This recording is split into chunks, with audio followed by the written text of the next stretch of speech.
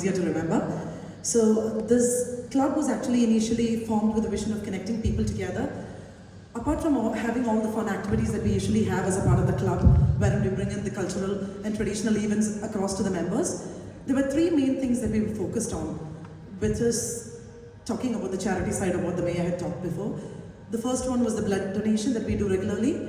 The second was the clothes donation, which the members do on a regular basis, especially at the end of each season. And the third was the Green Guardians initiative that we had. Initially, when we launched this program, we were hit with a lot of roadblocks. Obviously, when you work amongst the members with regards to the collection and stuff. And that's when we applied for the grant. And we'll talk about how the grant helped us. But even before we go to the how, we thought we'll start up with the success stories that we had. So this is just metrics of how we actually, to show the success that we had. With the amount that we got with the grant, the council actually enabled us to actually hit, we were able to collect around 3,741 bottles in the last couple of months and raised approximately around $380. And the number of kids that were involved in this initiative were around 49 kids. And we were able to reach around 28 families out of the 100 families that we have in the association. And if you look at the graphs, we can see that each month we have been able to actually grow with the number of bottles that were being recycled. And we've also split across multiple regions like Edmondson Park, Bardia, Leppington, and the Ravi and other areas as well. So I'm going to make the voice do the talk because they are the ones. This initiative was completely launched so that not just for the families, we wanted the kids in the community to be embracing, being aware of it so that it's taken forward because the entire initiative is about protecting our environment and the land that we live in. So I first call upon Emmanuel Sheen, who would actually start off by giving an intro and then we pass it across to Ashar.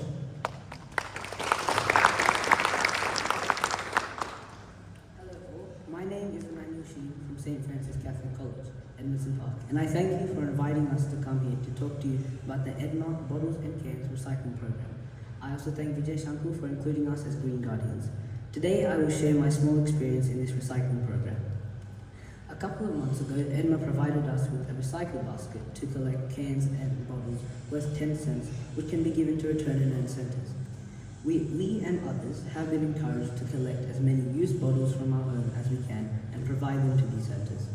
Apart from our house collections, we have also been collecting from other places and events. For example, we collected bottles and cans from the Nachale Dance School's concert, Edma Got Talent, Edma Autumn, and even my school's St. Francis Feast Day, in which me and my friends walked around the school looking for any 10-cent cans and bottles that may be lying around anywhere. As well as this, my father has put a little basket in his own office, and every few days when there are a bunch of bottles and cans, he brings them home and puts them into our Edma basket. Monthly, we normally have an average total of 150 cans, and this is equivalent to $10.50. Now I understand this may not be much, but trust me, it has more of an effect than you may think. I now hand over to my friend Asher Alex, who will share his views.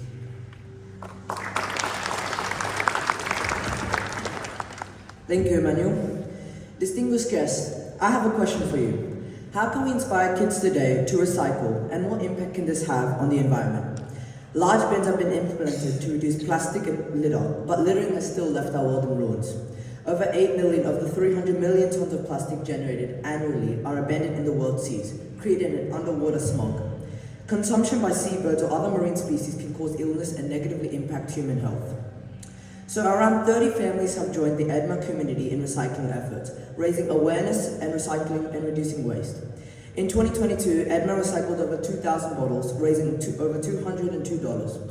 In 2023, they raised over $350 on plastic bottles and recycled over 3,500 bottles. Recycling saves resources, reduces trash sent to landfills, and conserves natural resources, and reduces the need for new raw materials.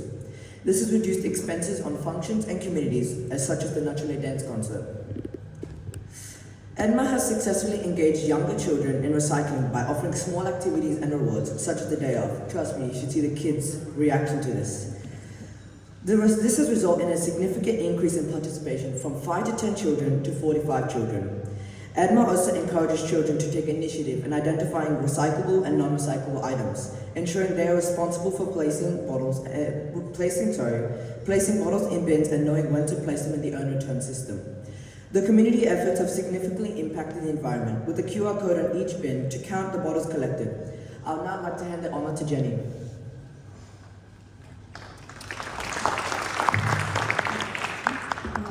Thank you, Asher and Emmanuel. We just wanted to give an idea because one of the ideas to mention on how we did this. So when we started the strategy on how to implement the project, there were three main pillars that we looked at. One was awareness, creating the awareness amongst the community, which we definitely have lots of resources. The next two pillars were mainly the enablement, on how we actually enable the families to do this correctly. And the third one was embedding it into the families so that they continue as an ongoing activity. So that's where the roadblocks that I mentioned in 2022 that happened was people were interested in joining the initiative, but they didn't have the right bins, or they felt that if they leave it outside, bins were not being collected properly. They started collecting it and they were finding it very hard to actually coordinate with the coordinators to actually get it to the recycling centers. So with the grant amount, the first thing that we did is we went to eBay and ordered these bins. And as you can see, these are all Australian made bins. So we focused on buying our local products, but this was the bin that was collected and was given to all families who were interested in this initiative. So that's the first thing that we did. And this helped them to actually tick off the enablement part of it. Moving on to the next one, and this is where the community members came together. They actually put the bin together, took it to their homes. And I think the rest of the slides actually show on how the different phases of the project were actually kicked off. So as you can zoom in, we have also created a QR code. So as the bins get full, all the members have to do is scan the QR code, which triggers an email out to the community members, wherein the coordinators will coordinate the collection of the bin and actually get it to the recycling centers and get the money amount. And like what the kids said, any amount that is raised as a part of this initiative is kept separate so that we take the kids who participate in the program outside and how not to. All kids will be interested the moment you have them playground, pizza and party. That's the 3 P's that we use to get all the kids involved. And with the scaling of this initiative, how we actually plan to do is, we are now with 49 kids. We do have a lot of kids in the community.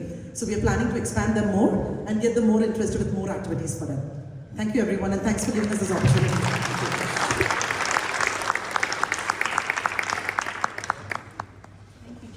Thank you, Jenny. Thank you, Jenny, Emmanuel and Alex. What an excellent youth-driven project. That was wonderful to see, and thank you very much for sharing that for us.